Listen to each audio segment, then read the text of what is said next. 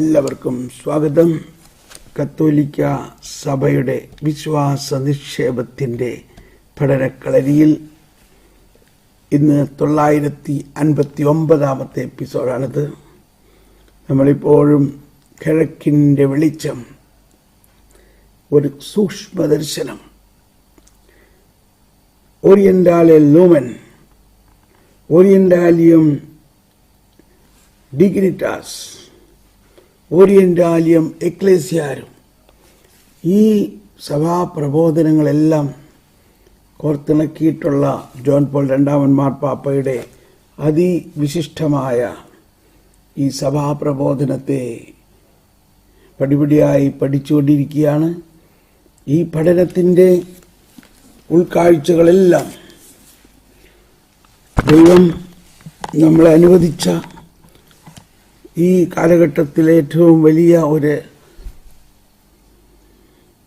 വേദനിപ്പിക്കുന്ന സഭാ അവസ്ഥയിൽ എല്ലാവർക്കും ആശ്വാസം പകരുന്നതിനും, പ്രത്യേകിച്ച് എറണാകുളം അങ്കമാലി അതിരൂപതയിലെ ഈ ദിവ്യ വിശുദ്ധ കുർബാന തർക്കത്തിന് ഒരാശ്വാസം ലഭിക്കുന്നതിനും അതിലേക്ക് കിഴക്കിൻ്റെ വെളിച്ചം പകരുന്നതിനും കൂടി വേണ്ടിയാണത്.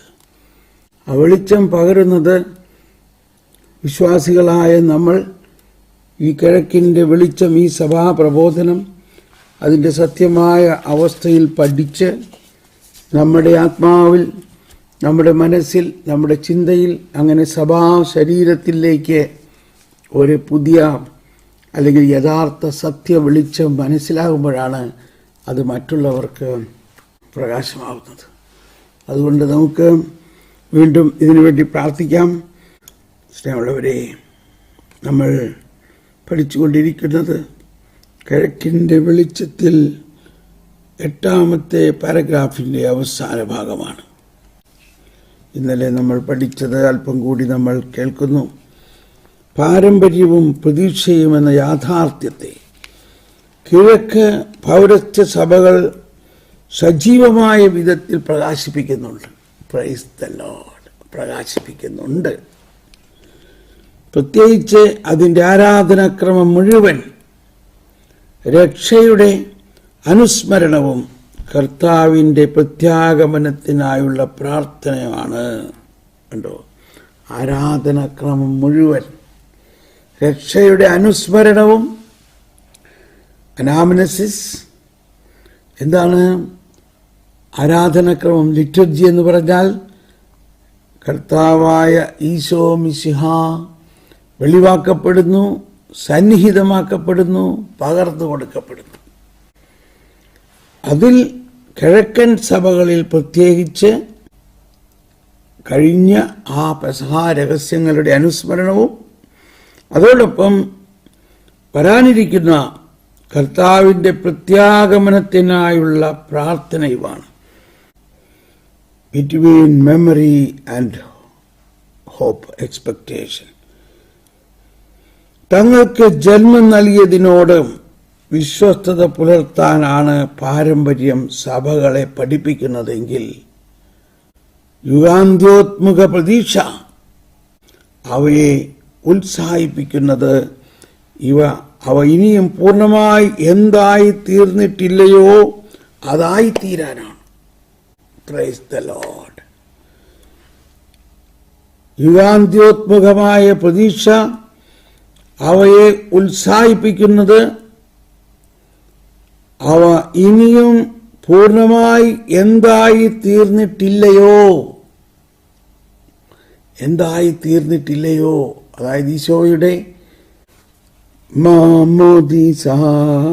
മൂലം മിശിഹാതൻ മുദ്ര പതിഞ്ഞവരായി തന്നുടെ ഗാത്രം ഭക്ഷിച്ചും തൻ രക്തം പാനം ചെയ്തും ജീവിപ്പോറുണ്ടോ. ഇത് നടന്നു കഴിഞ്ഞ സംഭവമാണ്. ഇനി വരാൻ പോകുന്നതാണ്. ജീവിപ്പോ പുനരുത്ഥാനാൽ പൂഴിയിൽ നിന്ന് കരേറിയിടും, അണിയിക്കപ്പെടും അവർ മഹിമാങ്കി. അതായത് നമ്മളെല്ലാവരും പൂഴിയിൽ നിന്ന് കരേറും. മനുഷ്യവംശം മുഴുവനും, മണ്ണോട് മണ്ണായി തീർന്ന മനുഷ്യവംശം മുഴുവനും ആ പൂഴിയിൽ നിന്ന് കരേറും. അണിയിക്കപ്പെടും അവർ മഹിമാങ്കി, അതായത് മഹത്വത്തിൻ്റെ ഉയർത്തെഴുന്നേറ്റ കർത്താവിൻ്റെ പുത്തൻ ശരീരം അണിയിക്കപ്പെടും. അപ്പം യുഗാന്ത്യോത്മുഖമായ പ്രതീക്ഷ, എസ്കറ്റോളജിക്കൽ ഹോപ്പ്, അതാണ് സീറോ മലബാർ കുർബാനയിലെ അവസാനം നമ്മൾ ഇങ്ങനെ പാടുന്നു: പ്രീതി കലർന്ന യുഗാന്ത്യത്തിൽ സ്വർഗീയോസ്ലേം നഗരത്തിൽ മാലാഖമാരുത്തുവലം ഭാഗം നമ്മൾ കരളട്ടെ. അതുപോലെ വിശുദ്ധ കുർബാന സ്വീകരണ സമയത്തും നമ്മൾ പാടുന്ന പ്രാർത്ഥനകളെല്ലാം ഈ അന്ത്യദിനത്തിൽ നമ്മൾ ശരീര ഉയർത്ത കർത്താവിനോടൊപ്പം വസിക്കുന്നു. അതിൻ്റെ അച്ചാരമായിട്ടാണ് വിശുദ്ധ കുർബാന നമ്മൾ സ്വീകരിക്കുന്നത്. ആ വരാനിരിക്കുന്ന മഹത്വത്തെ തുലനം ചെയ്യുമ്പോൾ ഇന്നത്തെ ജീവിതത്തിലെ ക്ലേശങ്ങൾ നിസ്സാരമാണെന്ന് പൗലോസ് ശ്ലീഹ റോമർ 8 പറയുന്നത്. അപ്പോൾ യുഗാന്ത്യോത്മുഖ പ്രതീക്ഷ അവയെ ഉത്സാഹിപ്പിക്കുന്നത്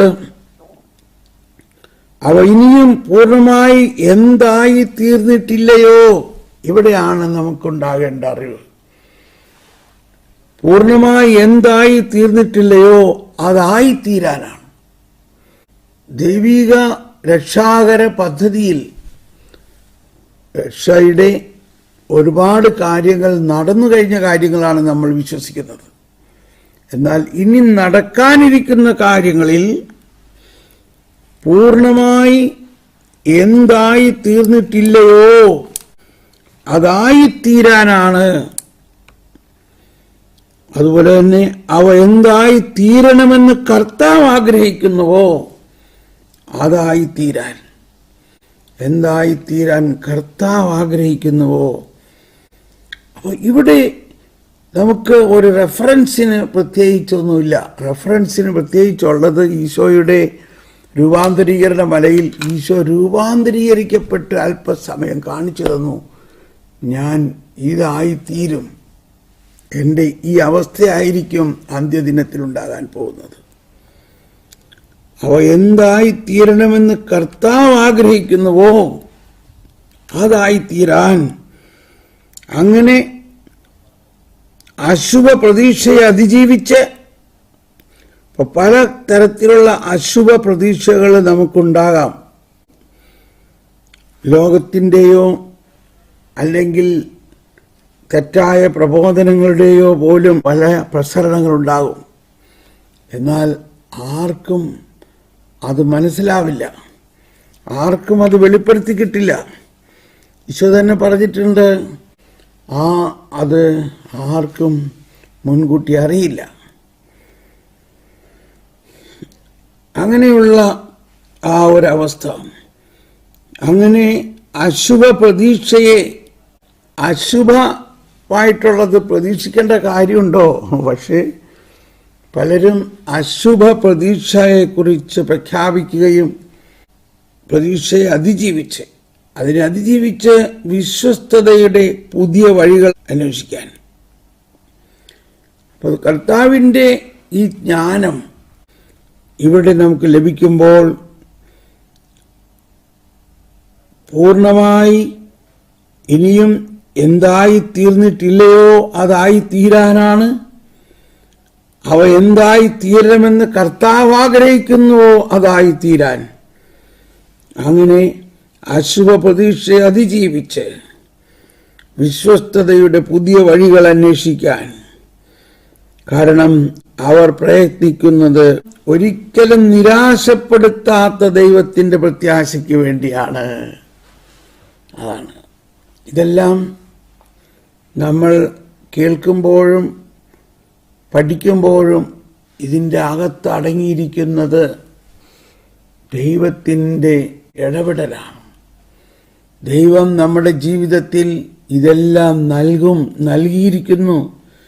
അതാണ് പൗലോസ്ലീഹയുടെ ലേഖനത്തിൽ നമ്മൾ കേട്ടിട്ടുള്ളത്. കണ്ണ് കാണാത്തതും ഇന്നേ വരെ ഒരാൾ കാണാത്തതും കാത് കേൾക്കാത്തതും മനുഷ്യ മനസ്സിൽ ഇന്നേ വരെ പ്രവേശിക്കാത്തതും അത്രയ്ക്ക് വിസ്മരണീയമായ കാര്യങ്ങൾ ഞാൻ നിങ്ങൾക്ക് ഒരുക്കി വച്ചിരിക്കുന്നു. അത് ആത്മാവ് മുഖേന നിങ്ങൾക്ക് വെളിപ്പെടുത്തി കിട്ടും. മനസ്സിന് മനസ്സിലാവില്ല. നിരാശപ്പെടുത്താത്ത ദൈവത്തിൻ്റെ പ്രത്യാശയ്ക്ക് വേണ്ടി അപ്പോൾ നമ്മുടെ ഉള്ളിൽ വസിക്കുന്ന ത്രിത്വൈക ദൈവവും പരിശുദ്ധാത്മാവും, അതാണ് പൗലോസ്ലീഹ റോമാക്കാർക്ക് ഇത് ലേഖനത്തിൽ 5:5 പറയുന്നത്. അങ്ങനെ പ്രത്യാശ നമ്മളെ നിരാശപ്പെടുത്തുന്നില്ല. കാരണം നമുക്ക് നൽകപ്പെട്ടിരിക്കുന്ന പരിശുദ്ധാത്മാവിലൂടെ ദൈവത്തിൻ്റെ സ്നേഹം നമ്മളുടെ ഹൃദയങ്ങളിലേക്ക് ചൊരിയപ്പെട്ടിരിക്കുന്നു. അങ്ങനെ നമുക്ക് നിരാശ ഉണ്ടാകാൻ ദൈവം അനുവദിക്കില്ല. തുടർന്ന് 8ാമത്തെ ഖണ്ഡികയുടെ അവസാനത്തെ പാരഗ്രാഫ്, ഓർമ്മയുടെ സൗന്ദര്യം നമ്മൾ ആളുകൾക്ക് കാണിച്ചു കൊടുക്കണം. ഓർമ്മ, അതായത് അനാമിനസിസ്. ഓർമ്മ എന്ന് പറയുന്നത്, ഇത് നിങ്ങൾ എൻ്റെ ഓർമ്മയ്ക്കായി ചെയ്യുവിൻ എന്ന് പറഞ്ഞ ആ ഓർമ്മയുടെ സൗന്ദര്യം നമ്മൾ ആളുകൾക്ക് കാണിച്ചു കൊടുക്കണം. ദൈവാരൂപിയിൽ നിന്ന് നമ്മിലേക്ക് വരുന്ന ശക്തിയാണത്. അത് നമ്മെ സാക്ഷികളാക്കുന്നു. കാരണം നമ്മൾ സാക്ഷികളുടെ മക്കളാണ്. അരൂപി ചരിത്രത്തിലൂടെ ചെയ്തിട്ടുള്ള അത്ഭുതകരങ്ങളായ കാര്യങ്ങളെ ആളുകൾ രുചിച്ചറിയാൻ നമ്മൾ ഇടയാക്കണം. അവയെല്ലാം കാത്തു സൂക്ഷിച്ചിരിക്കുന്നത് തികച്ചും പാരമ്പര്യം തന്നെയാണെന്ന് നമ്മൾ കാണിച്ചു കൊടുക്കണം. നന്മയ്ക്ക് വേണ്ടിയുള്ള തങ്ങളുടെ യത്നങ്ങൾ വിജയമകുടം ചൂടുന്നത് കാണാൻ, നന്മയ്ക്ക് വേണ്ടിയുള്ള തങ്ങളുടെ യത്നങ്ങൾ വിജയമകുടം ചൂടുന്നത് കാണാൻ സാധിക്കാത്തവർക്ക് മറ്റാരെങ്കിലും അത് പൂർണ്ണതയിലെത്തിക്കുമെന്നുള്ള പ്രത്യാശ പകരാൻ അങ്ങനെ പാരമ്പര്യത്തിന് സാധിക്കും. മനുഷ്യൻ ഒറ്റയ്ക്കാണതും സ്വന്തം വ്യക്തിപരമായ നേട്ടത്തിൻ്റെ ഇടുങ്ങിയ മൂലയിൽ വലയിതമാക്കപ്പെട്ടിരിക്കുന്നുവെന്നുമുള്ള തോന്നൽ കുറയാൻ അതിടയാകും. അപ്പോൾ ഈ പാരഗ്രാഫിനെ നമ്മൾ വിശദമായിട്ട് പഠിക്കണം. ഓർമ്മയുടെ സൗന്ദര്യം. We must show people the beauty of memory, the power that comes to us from the Spirit and makes us witnesses because we are children of witnesses. നമ്മൾ സാക്ഷികളുടെ മക്കളാണ്. അതായത് പാരമ്പര്യം എന്ന് പറയുന്നത് തന്നെ ഒരു തെറ്റായ, അതാണ് മാർപ്പാപ്പ പറയുന്നത്, ഞാൻ വീണ്ടും പറയാണ്, ഇതൊരു മ്യൂസിയം അല്ല. ഒരു മ്യൂസിയം എന്നുള്ള അർത്ഥത്തിലല്ല. പഴയ കുറെ പുരാതന സാധനങ്ങളെ എടുത്തിങ്ങനെ സൂക്ഷിച്ചു വെച്ചേക്കണ ഒരു മ്യൂസിയം അല്ല. അതല്ല പാരമ്പര്യം. ഉയർത്തെഴുന്നേറ്റ കർത്താവിനെ കണ്ടപ്പോൾ അപ്പസ്തോലന്മാരിലുണ്ടായ അതിവിസ്മരണീയമായ മാറ്റങ്ങളിലൂടെ അവരുടെ ജീവിതം ഒരു പുതിയ ജീവിതമായി മാറി. അവർ ആ വിശ്വാസത്തിന് വേണ്ടി രക്തം നൽകി രക്തസാക്ഷികളായി. ബർത്തലോമിയോയുടെ തൊലി ഉലിഞ്ഞെടുത്ത് എണ്ണയിൽ മുക്കിയിട്ട് പറയും, നീ ഇനിയും ഈ ദൈവത്തിൽ തന്നെ വിശ്വസിക്കുന്നുവോ? ബർത്തലോമിയോ പറഞ്ഞു, തീർച്ചയായിട്ടും ഏക ദൈവം, അതിൽ 3 ആളുകൾ. ബർത്തലോമിയോയെ തൊലി ഉരിഞ്ഞ് തിളയ്ക്കുന്ന എണ്ണയിൽ മുക്കി ഇവിടെ നമ്മൾ മനസ്സിലാക്കണം, ഈ രക്തസാക്ഷികൾക്കെല്ലാം അത് ആനന്ദമായിരുന്നു എന്നാ പറയുന്നത്. ആനന്ദം. കാരണം അവരുടെ ശരീരം മഹത്വീകരിക്കപ്പെട്ട അവസ്ഥ ഈ ഭൂമിയിൽ വെച്ച് അനുഭവിക്കുന്നു. അതാണ് വിശുദ്ധ ലോറൻസിനെ ഗ്രില്ലിൽ തീയിൽ പൊരിച്ചു. ലോറൻസ് പുഞ്ചിരിക്കുകയാണ്. പുഞ്ചിരിച്ചുകൊണ്ട് പറഞ്ഞു, എൻ്റെ ഒരു വശം എരിഞ്ഞു കഴിഞ്ഞിരിക്കുന്നു, ഇനി തിരിച്ചിടൂ മറുവശം എരിയാൻ. നമ്മൾ വിചാരിക്കും ഈ രക്തസാക്ഷികൾ പീഡിപ്പിക്കപ്പെട്ടപ്പോൾ അവർക്ക് ഭയങ്കര ഒരു വഞ്ചനയായിരുന്നു, വേദനയായിരുന്നു. അങ്ങനെയല്ല, അവർ അഭിമാനത്തോടെ. ഇന്നലെ നമ്മൾ ആ മക്ബായറിലെ അമ്മ പറഞ്ഞ കാര്യങ്ങൾ കേട്ടു.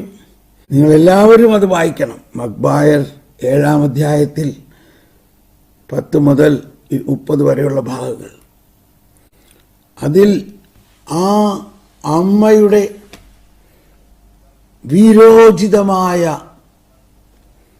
ആത്മീയ പ്രഖ്യാപനം. ആ അമ്മ തിയോളജി പഠിച്ചതൊന്നുമല്ല. ഇവിടെയാണ്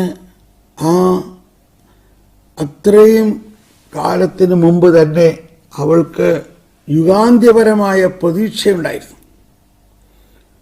ആ യുഗാന്ത്യപരമായ പരീക്ഷ കൊണ്ടാണ് അവൾ പറഞ്ഞത്, ഞങ്ങളുടെ ദൈവം നൽകിയിരിക്കുന്ന കൽപ്പനകൾ അനുസരിക്കുക മാത്രം ചെയ്യും. ഞങ്ങളുടെ ദൈവം ഞങ്ങളെ ഉയർപ്പിക്കും, ഞങ്ങൾ വീണ്ടും കാണും. ഹല്ലേലൂയ. അപ്പോൾ അങ്ങനെയുള്ള ആ വിശ്വാസത്തിന്റെ മക്കളാണ് നമ്മൾ. 7:21 ശ്രേഷ്ഠമായ വിശ്വാസദാർഢ്യത്തോടെ സ്ത്രീ സഹജമായ വിവേചന ശക്തിയെ പുരുഷോചിതമായ ധീരത കൊണ്ട് ബലപ്പെടുത്തി. എന്നിട്ട് അവള് മോനോട് പറയാണ്, ഈ കശാപ്പുകാരനെ ഭയപ്പെടേണ്ട. ഇംഗ്ലീഷിൽ അതിന് എക്സിക്യൂഷണർ എന്നാണ് എഴുതിയേക്കണേ, എന്നാലും മലയാളത്തിൽ നല്ല ഒരു പദപ്രയോഗമാണ്. ഈ കശാപ്പുകാരനെ നീ ഭയപ്പെടേണ്ട. സഹോദരന്മാർക്ക് യോജിച്ചവനാണ് നീ എന്ന് തെളിയിക്കുക, മരണം വരിക്കുക.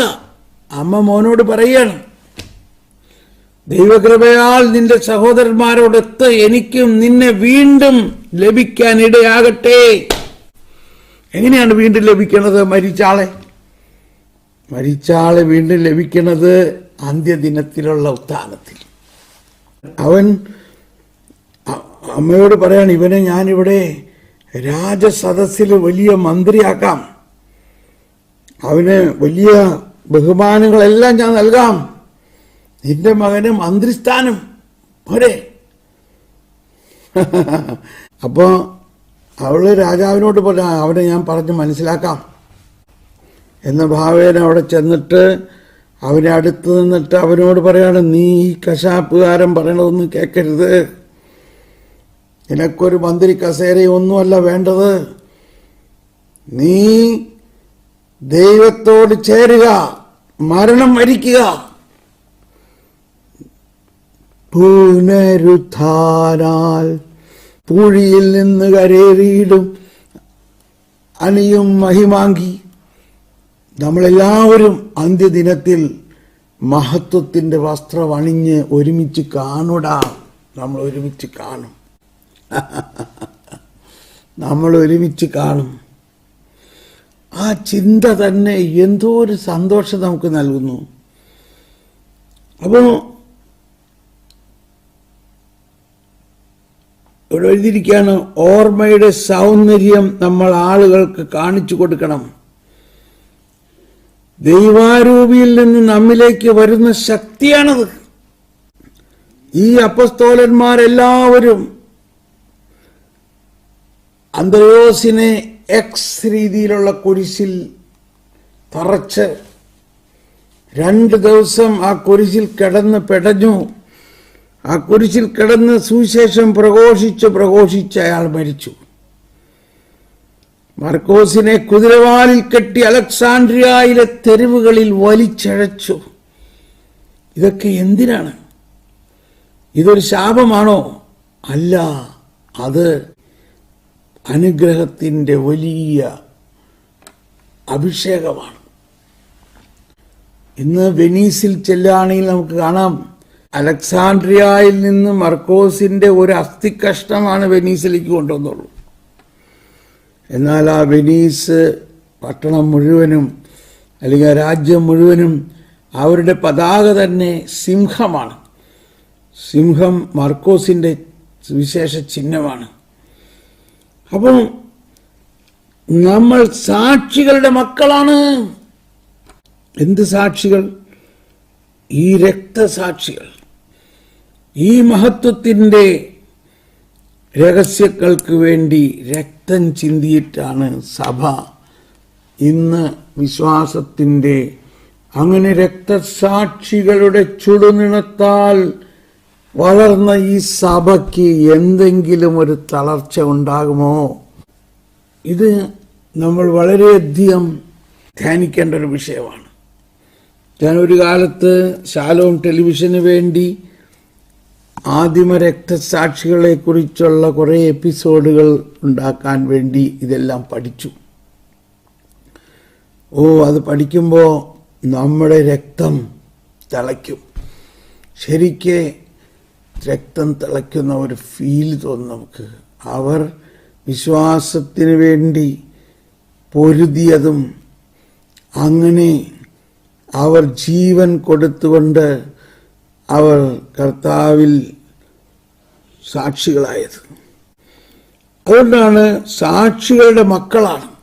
സഭ എന്ന് പറയുന്നത് ഇന്ന് കാണുന്ന കുറേ കാര്യങ്ങളല്ല.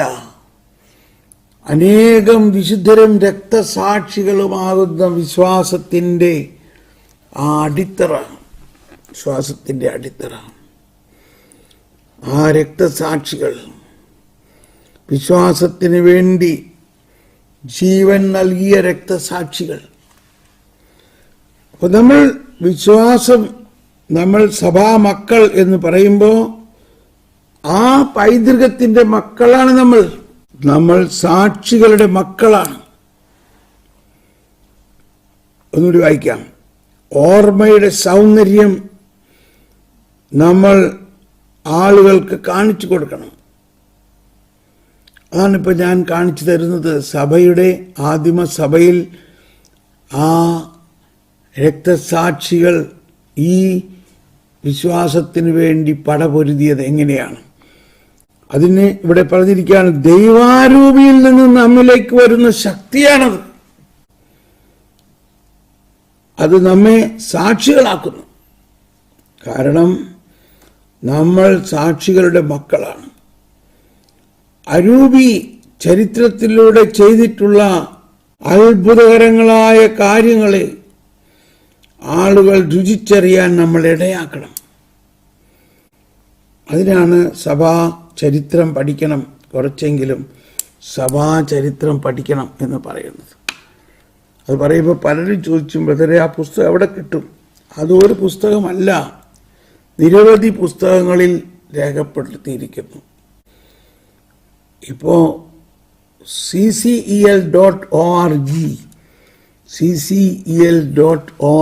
എന്ന ഒരു ഓൺലൈൻ ലൈബ്രറി ഉണ്ട്. അതിൽ പഴയ സഭയുടെ ആദിമകാലത്ത് പിതാക്കന്മാരുടെ പുസ്തകങ്ങളും സഭാചരിത്രങ്ങളെല്ലാം പലരും രേഖപ്പെടുത്തിയിട്ടുള്ളത് അവൈലബിളാണ്. അതൊക്കെ നമ്മൾ വായിക്കാൻ സമയം കണ്ടെത്തണം. ccel.org. ഈ കാലഘട്ടത്തിൽ നമുക്ക് എന്തെല്ലാം സംവിധാനങ്ങളാണ് ദൈവം തന്നിരിക്കുന്നത്. ആദിമ സഭയുടെ ഈ ചരിത്രങ്ങളെയെല്ലാം ഇലക്ട്രോണിക് ലൈബ്രറിയാക്കി മാറ്റിയിരിക്കുന്നു. നമ്മളുടെ കയ്യിലുള്ള ഈ മൊബൈൽ ഫോണിലൂടെ തന്നെ ഇതിൽ നമുക്ക് പ്രവേശിക്കാൻ സാധിക്കും. www.ccel.org.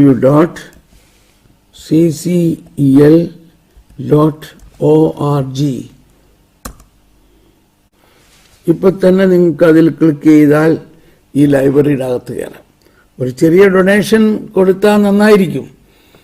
അല്ലെങ്കിൽ നമുക്ക് ഡൗൺലോഡ് ചെയ്യുന്നതിനാണ് ഡൊണേഷൻ ആവശ്യമുള്ളൂ. അത് വായിക്കുന്നതിന് ഡൊണേഷൻ ഒന്നും ആവശ്യമില്ല. വായിക്കുന്നതിന് ഡൊണേഷൻ വേണ്ട. ഓരോ പുസ്തകം ഡൗൺലോഡ് ചെയ്യാം. ഒരു $10 വല്ലതൊക്കെ കൊടുത്താൽ മതി, ഒരു വർഷം മുഴുവനും നമുക്ക് ഉപയോഗിക്കാം. അപ്പോൾ ഇതെവിടെ നിന്ന് കിട്ടും എന്നുള്ളതിൻ്റെ വഴി ഞാൻ പറഞ്ഞു തരികയാണ്. അരൂപി ചരിത്രത്തിലൂടെ ചെയ്തിട്ടുള്ള അത്ഭുതകരമായ കാര്യങ്ങളെ ആളുകൾ രുചിച്ചറിയാൻ നമ്മൾ ഇടയാക്കണം. അത് നമ്മൾ രുചിച്ചറിയണ്ടേ, നമ്മളത് വായിക്കണ്ടേ, നമ്മളത് പഠിക്കണ്ടേ. അതാണ് നമ്മൾ ഈ കാലഘട്ടത്തിലെ ന്യൂസ് പേപ്പറുകളെല്ലാം വായിച്ച് ഈ ലോകത്തിൻ്റെ കുറേ സംഭവങ്ങൾ അറിയണതിലല്ല കാര്യം. നമുക്ക് വേറൊരു ന്യൂസ് പേപ്പറുണ്ട്.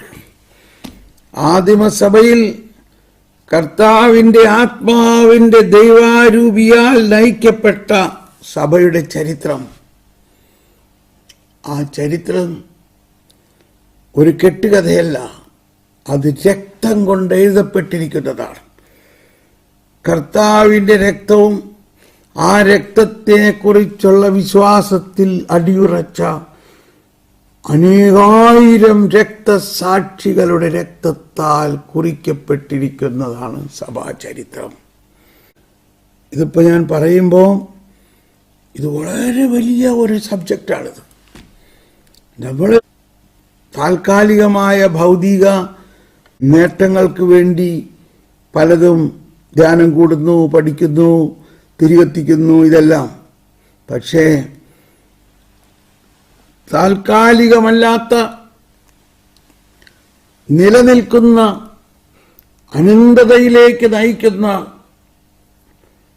ആ ദൈവിക ശക്തി നമ്മളിലേക്ക് ഒഴുകണമെങ്കിൽ നമ്മൾ സഭാചരിത്രത്തിലൂടെ കടന്നു പോകണം.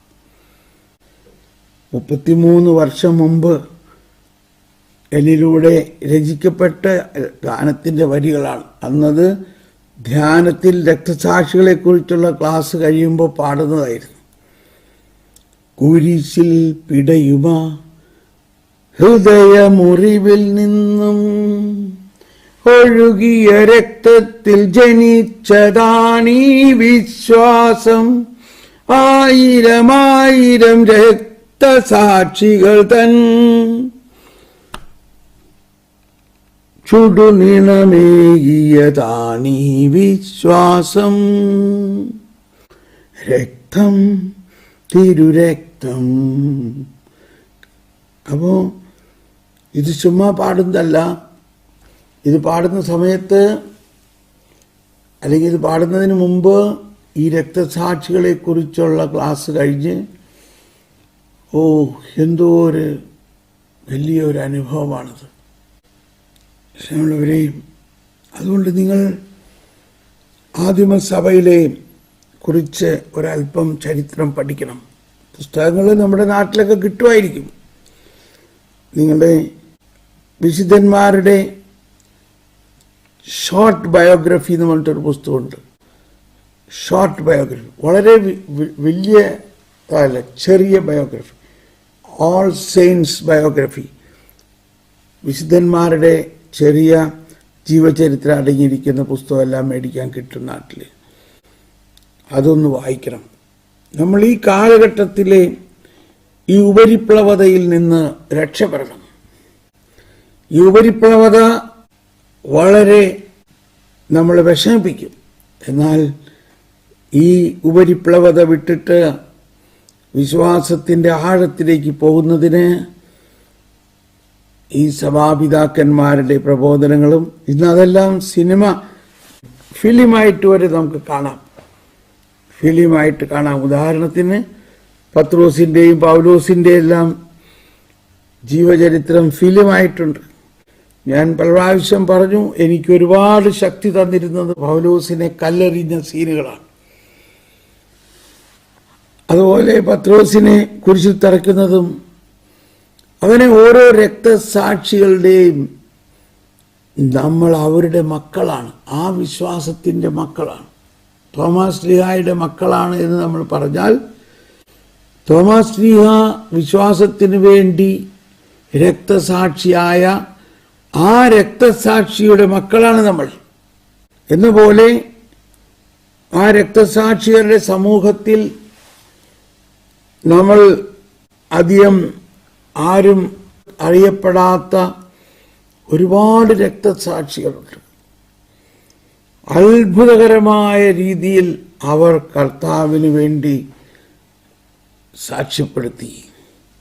അതാണ് ഇവിടെ പറയുന്നത്, നമ്മൾ സാക്ഷികളുടെ മക്കളാണ്. സാക്ഷികൾ എന്ന് പറഞ്ഞാൽ നമ്മളിപ്പോൾ ധ്യാനം കഴിഞ്ഞിട്ട് രോഗശാന്തി കിട്ടി, വിസ കിട്ടി, ഇതല്ല സാക്ഷ്യം. കർത്താവിൻ്റെ പുനരുത്ഥാനത്തിനെയും അതിനുവേണ്ടി ജീവത്യാഗം നടത്തിയ സാക്ഷ്യം. ആ സാക്ഷികളുടെ മക്കളാണ് നമ്മൾ. അതുകൊണ്ടാണ് സകല വിശുദ്ധന്മാരുടെ ലുത്തിനിയൊക്കെ ഇടയ്ക്ക് നമ്മൾ പ്രാർത്ഥിക്കണം. സകല വിശുദ്ധന്മാരുടെയും ലുത്തിനിയ പാടുമ്പോൾ ഓരോരുത്തരുടെയും ജീവിതം എങ്ങനെ ക്രിസ്തുവിനെ അവർ സാക്ഷ്യപ്പെടുത്തി എന്നുള്ളത് നമ്മുടെ മനസ്സിലേക്ക് വരുമ്പോൾ, അവർ സ്വർഗത്തിൽ പിതാവിൻ്റെ വലതുഭാഗത്ത് നമ്മളോടൊപ്പം ഇരുന്നു കൊണ്ട് ക്രിസ്തുവിൻ്റെ ശരീരത്തിൻ്റെ ഭാഗമാണ് അവരെല്ലാവരും. എന്നാൽ നമ്മൾ വിശ്വസിക്കണം, അന്ത്യദിനത്തിൽ നമ്മളും അവരോടൊപ്പം ഉയർക്കും. അതാണ് ചെറിയവരെല്ലാം വലിയവരൊപ്പം കാത്തുവസിക്കുന്നു.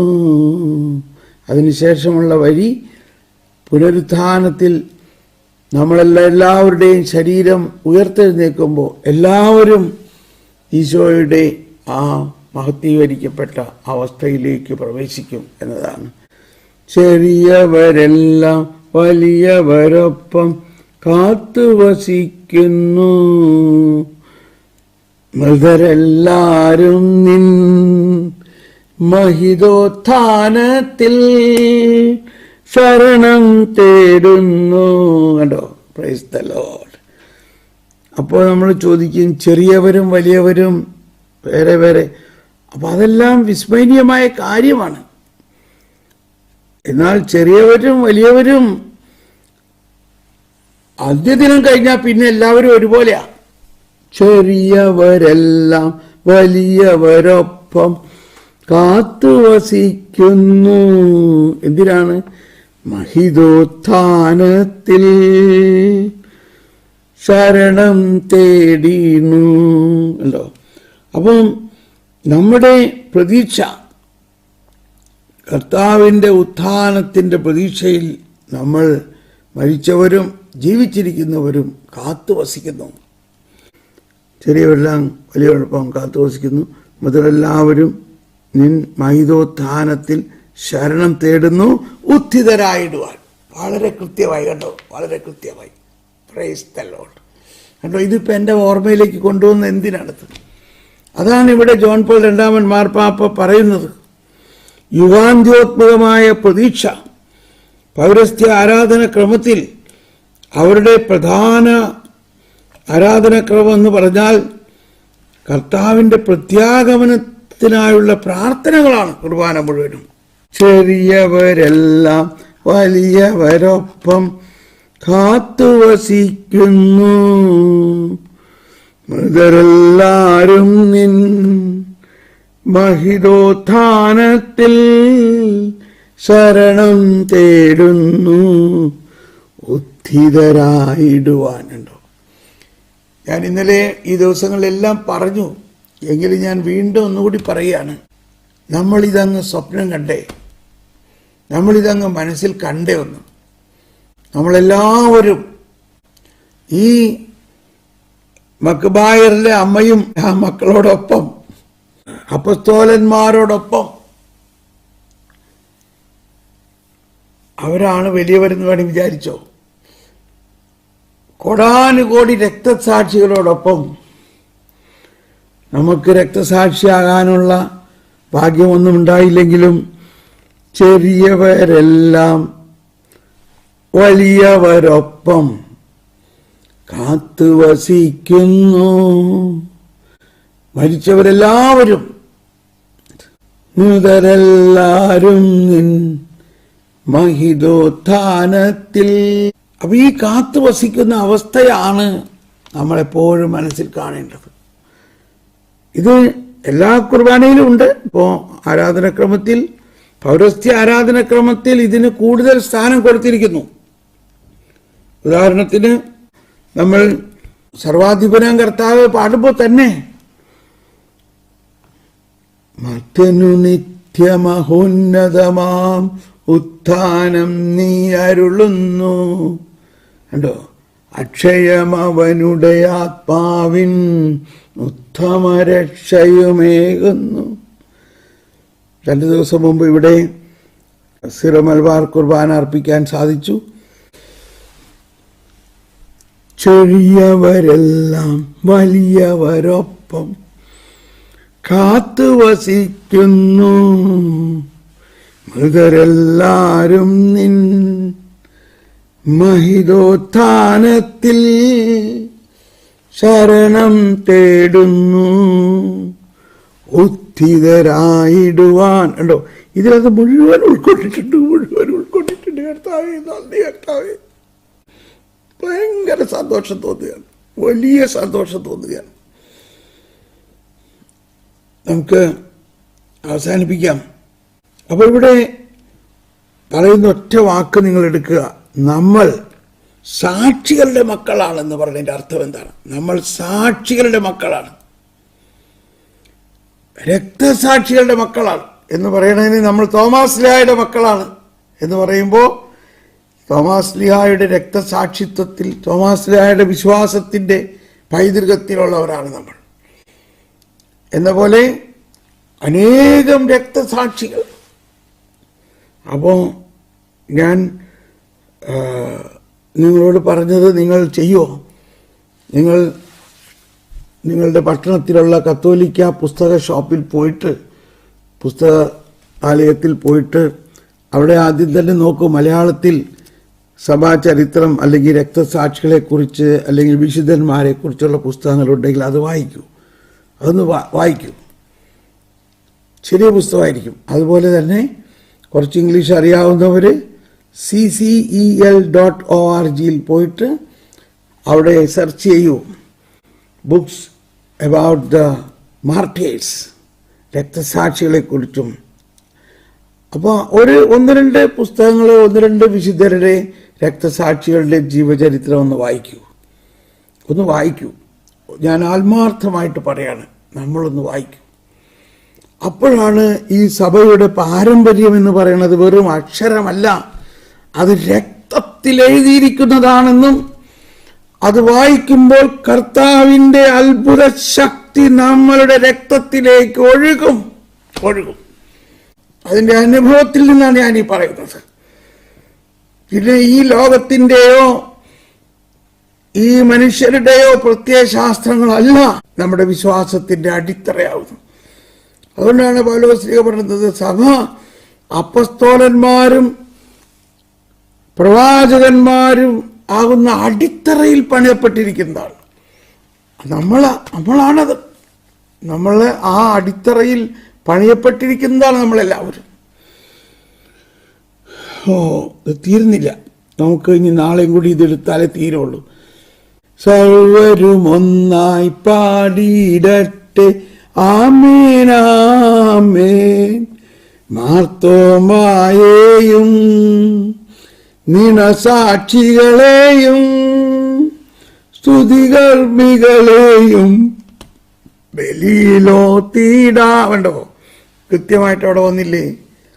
മാർത്തോമായെയും നിണസാക്ഷികളെ, കണ്ടോ, രക്തസാക്ഷികളെ ഓർക്കാം. അപ്പൊ അതാണ് ഇവിടെ മാർപ്പാപ്പ പറയുന്നത്. പൗരസ്ത്യ ആരാധനക്രമം എന്ന് പറഞ്ഞാൽ അതിൽ പഴയ ആ പാരമ്പര്യത്തിന്റെ അനുസ്മരണം എന്ന് പറയുന്നത് ഈ രക്തസാക്ഷികളെ ഓർക്കണം. അത് ഓർക്കുമ്പോൾ നമ്മളങ്ങ് പെട്ടെന്ന് പാടുന്നു, അല്ലെങ്കിൽ സമയമില്ല അതുകൊണ്ട് പാടുന്നേ ഇല്ല. അങ്ങനെ പല പാട്ടുകളും പ്രാർത്ഥനകളും നമ്മളങ്ങ് ഒഴിവാക്കുന്നു. ഇപ്പം ക്രോവേൻ ചാപ്പേന്മാർ ഉന്നത ദൂതന്മാർ ഈ വൈദികനെ നോക്കിക്കാണുന്നു എന്നൊക്കെയുള്ള ആരെങ്കിലും പാടുന്നുണ്ടോ? നീതിയുടെ വാതിൽ ഞങ്ങൾക്കായി തുറക്കണമേ, അത് പാടുന്നുണ്ടോ?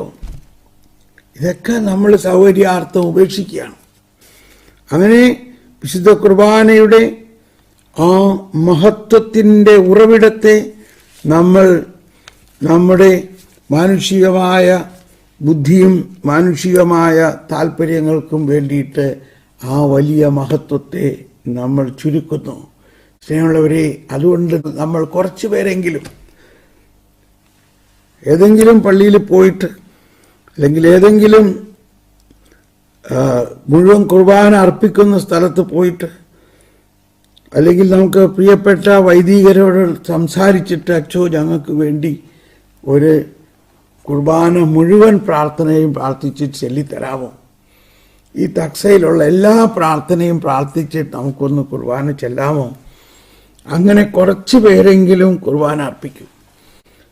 നിങ്ങൾക്കറിയാമെന്ന് വിചാരിക്കുന്നു, നമ്മൾ നടത്തുന്ന ധ്യാനങ്ങളിലെല്ലാം, നാട്ടിൽ ഞാൻ നടത്തിയിട്ടുള്ള എല്ലാ ധ്യാനങ്ങളിലും കുർബാന അർപ്പിക്കുമ്പോൾ ഞാൻ അച്ഛനോട് നേരത്തെ പറയും, അച്ചോ ഇത് ഇവിടെ ധ്യാനമാണ്, അതുകൊണ്ട് എല്ലാ പ്രാർത്ഥനകളും ചൊല്ലി, പ്രത്യേകിച്ച് ഈ പ്രാർത്ഥന നീതിയുടെ കവാടം ഞങ്ങൾക്കായി തുറക്കണേ, ആ പ്രാർത്ഥന ഒക്കെ മുഴുവനും ചൊല്ലി പ്രാർത്ഥിച്ച് നമുക്ക് അർപ്പിക്കാം.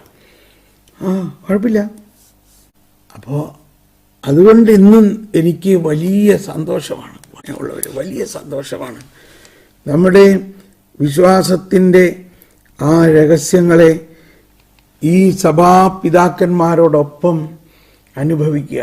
വരൂ, നമ്മൾ നീട്ടുന്നില്ല, നമുക്ക് കർത്താവിന് നന്ദി പറയാം. ദൈവമേ, ഈ കിഴക്കിൻ്റെ വെളിച്ചത്തെ നമ്മളിങ്ങനെ പഠിച്ചത് കൊണ്ടായില്ല, അത് വിശുദ്ധ കുർബാനയുടെ ആഘോഷത്തിലൂടെ പൂർണ്ണമായി ഓരോ പ്രാർത്ഥനകളെയും ഉൾക്കൊണ്ടുകൊണ്ട് ആഘോഷിച്ച് നമ്മുടെ ആത്മാവിലൂടെ അത് സഭ മുഴുവനിലും പ്രസരിക്കണം. അതിനാണ് നമ്മളിപ്പോൾ 100 ദിവസത്തോളമായി ഈ കിഴക്കിൻ്റെ വെളിച്ചം പഠിച്ചുകൊണ്ടിരിക്കുന്നത്. അതുകൊണ്ട് വലിയ ഉപകാരം സഭയിലുണ്ട് എന്നുള്ളതിന് വലിയ ഉദാഹരണങ്ങളുണ്ട്. എനിക്ക് വലിയ കോൺഫിഡൻസ് ആണ്. അതുകൊണ്ട് നിങ്ങൾക്കും ആ കോൺഫിഡൻസ്, ആ ശുഭാപ്തി വിശ്വാസത്തോടെ നമ്മൾ ഇത് തുടരണം. വരുവിൻ, നമുക്ക് നന്ദിയോടെ സ്തുതിക്കാം. ഹല്ലേലൂയാ, ഹല്ലേലൂയാ, ഹല്ലേലൂയാ, ഹല്ലേലൂയാ. സർവരും ഒന്നായി പാടിയിടട്ടെ, ആമേൻ, ആമേൻ. മാർത്തോമായെയും നിണസാക്ഷികളെയും സൽക്കർമ്മികളെയും ബലിയിലോർത്തിടാം. ചെറിയവരെല്ലാം വലിയവരൊത്ത് കാത്തുവസിക്കുന്നു. മൃതരെല്ലാരും നിൻ മഹിതോത്ഥാനത്തിൽ ശരണം തേടുന്നു. ഉദ്ധിതരായിടുവാൻ. കഴിഞ്ഞ ദിവസം ഒരു 10-17 വയസ്സുള്ള ഒരു ചെറുപ്പക്കാരൻ ഷോക്കടിച്ച് മരിച്ചു. ഏക മകനാണ്, അപ്പനും അമ്മയുടെയും. എന്തോ ഒരു വേദനയാണ് അവർക്ക്. അപ്പോൾ ഞാൻ അവരെ നാട്ടിലേക്ക് ഫോൺ വിളിച്ചു. ഞാൻ അവരോട് പറഞ്ഞതാണ്, നിങ്ങളുടെ ഈ ഏക മകൻ ഇപ്പം എവിടെയാണ്?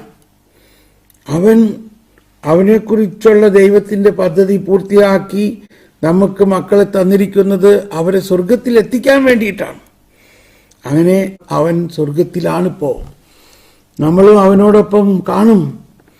അങ്ങനെ അത് പറഞ്ഞപ്പോൾ എനിക്ക് മനസ്സിലാവുന്നുണ്ട്, അവർക്കൊരു പ്രത്യാശ ഉണ്ടായി, അവർക്കൊരു ആശ്വാസമായി. ഏത് അപ്പനും അമ്മയ്ക്കുമാണ് ഇത് സഹിക്കാൻ പറ്റുന്നത്? ഏക മകൻ പെട്ടെന്ന് ഷോക്കടിച്ച് മരിച്ചു. കർത്താവിൻ്റെ ഒരു കാര്യം ചില സമയത്ത്. അപ്പോൾ എന്നാൽ നമ്മൾ വിശ്വസിക്കണം, അവൻ ഭൂമിയിൽ നിന്ന് അപ്രത്യക്ഷനായി എങ്കിലും അവൻ ചെറിയവരെല്ലാം വലിയവരൊപ്പം കാത്തുവസിക്കുന്നു. മൃതരെല്ലാരും നിൻ മഹിതോത്ഥാനത്തിൽ അപ്പോൾ അങ്ങനെ എനിക്ക് അവരെ ആശ്വസിപ്പിക്കാൻ ഇന്നലെ ഒരു അവസരം കിട്ടി. സ്നേഹമുള്ളവരെ, എങ്ങനെയാണ് നമ്മളുടെ വിശ്വാസത്തിൻ്റെ മറ്റുള്ളവരെ ആശ്വസിപ്പിക്കുന്നത്? നമുക്ക് പ്രാർത്ഥിക്കാം.